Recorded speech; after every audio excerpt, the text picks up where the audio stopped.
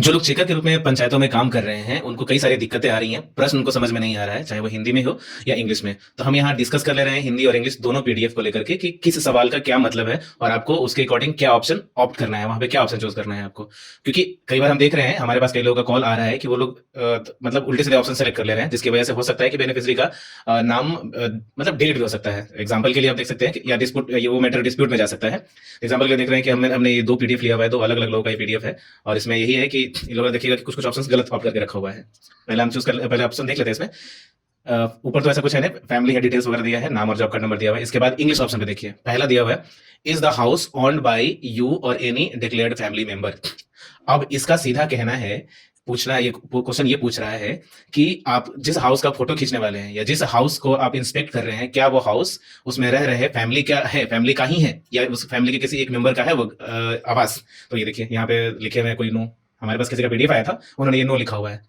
अब मतलब आप कहना ये चाह रहे हैं कि ये आवास उसका नहीं है या उसके फैमिली का नहीं है, ये दूसरे के आवास में रह रहा है।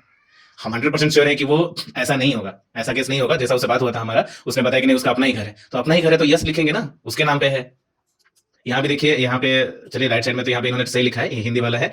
क्या यह घर आपके या किसी घोषित परिवार सदस्य के स्वामित्व में है? यस, हाँ, उन्हीं के नाम पे है घर। आगे बहुत कुछ ऑप्शंस भी टफ नहीं है, मुश्किलें नहीं है, जैसे नंबर ऑफ रूम्स कितने हैं, कमरों की संख्या कितनी है, वो सही है। एक है, तीसरा question, does house hold have any non agriculture enterprises with registration document और डिटेल। हिंदी में देख लीजिए इसको क्या बोल रहा है। क्या परिवार के पास कोई गैर कृषि उद्यम है जिसके पास पंजीकरण, दस्तावेज या विवरण है? ठीक है, समझ में आ जा रहा है। तो इसमें नो दोनों किए हुए हैं, सही है। सवाल दो तीन अगर हम देखें ऐसे, तो सिर्फ दो या तीन सवाल ऐसा है जो थोड़ा सा मुश्किल है, समझने में दिक्कतें आ रही है, नहीं तो बाकी सब सही है, आप कोई भी समझ पाएगा।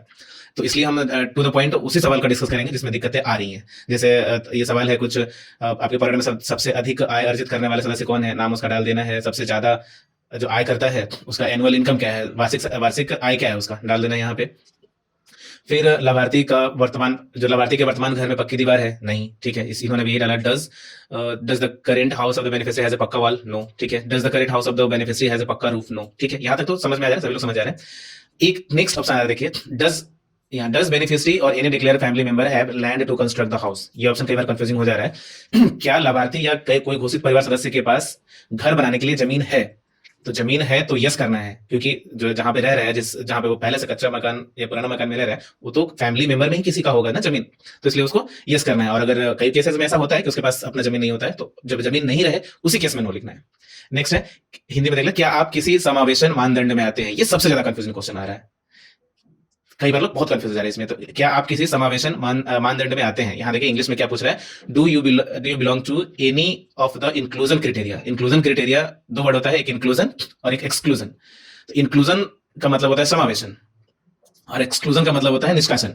मतलब अगर इंक्लूजन इन द सेंस कि कोई आप ऐसे क्राइटेरिया में आते हैं कि आपको ये रखा जाए, सूची में नाम रखा जाए आपका, तो देखिए ये कौन कौन सा क्राइटेरिया है, कुछ ऑप्शंस दिया हुआ है। ऑप्शंस को यहाँ पे हम दिखा दे रहे हैं आपको। ऑप्शन है, इंग्लिश में ही, हमारे पास हिंदी में अवेलेबल नहीं था, इसलिए इंग्लिश में इसको समझ लीजिए। House hold living on arms, मतलब क्या वो भिक्षा करके जीवन जी रहा है, या फिर हाउस होल्ड विदाउट शेल्टर, क्या उसके पास शेल्टर मतलब कोई भी ऐसा कुछ रहने लायक जगह नहीं है, या फिर प्रिमेटिव ट्राइबल ग्रुप, क्या वो आदिवासी ग्रुप से बिलोंग करता है, या फिर मैनुअल स्कैवेंजर, क्या वो नाला साफ सफाई करने वाला है, या फिर क्या वो बॉन्डेड लेबर है, क्या वो bonded labour in the sense की एक कहा जाता था बंधुआ मजदूर, यस, तो बंधुआ मजदूर से बिलोंग करता है, नहीं।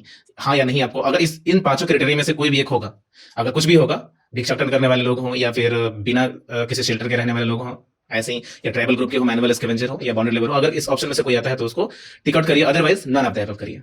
गरीब है फिर भी अगर इस क्राइटेरिया में नहीं आते हैं तो नन ऑफ द अबव करके आगे जाना है। आगे जाएंगे, देखिए एक ये नेक्स्ट भी बहुत इंपॉर्टेंट सवाल ये है, whether the surveyed family comes under the exclusion criteria as defined under प्रधानमंत्री आवास योजना ग्रामीण। इसमें साफ साफ ये पूछ रहे, चलिए हिंदी पढ़ लेते हैं इसका। क्या सर्वेक्षित परिवार प्रधानमंत्री आवास योजना ग्रामीण अंतर्गत अपात्रता के मानदंडों में शामिल है? ध्यान दीजिएगा, अपात्रता के मानदंडों में शामिल है, मतलब ये यहाँ भी लिख रहा है एक्सक्लूजन, और यहाँ भी और इंग्लिश में लिख रहा है एक्सक्लूजन और हिंदी में लिख रहा है अपात्रता। तो इसमें ये समझना है आपको कि क्या जो लाभार्थी है ऐसे मानदंड में शामिल है या ऐसा किस क्राइटेरिया में आता है जिसकी वजह से उसको प्रधानमंत्री आवास योजना ग्रामीण की सूची से बाहर किया जा सकता है, क्या उस क्राइटेरिया में आता है वो?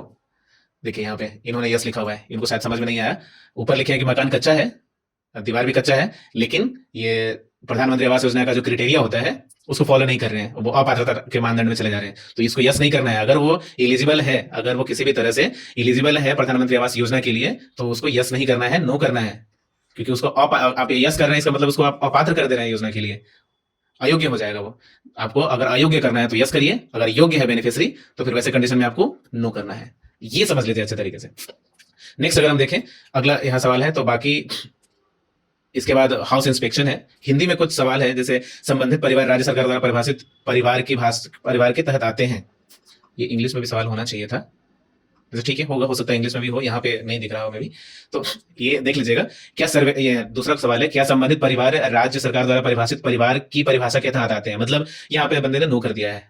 क्या मतलब इसका, कि वो परिवार नहीं है।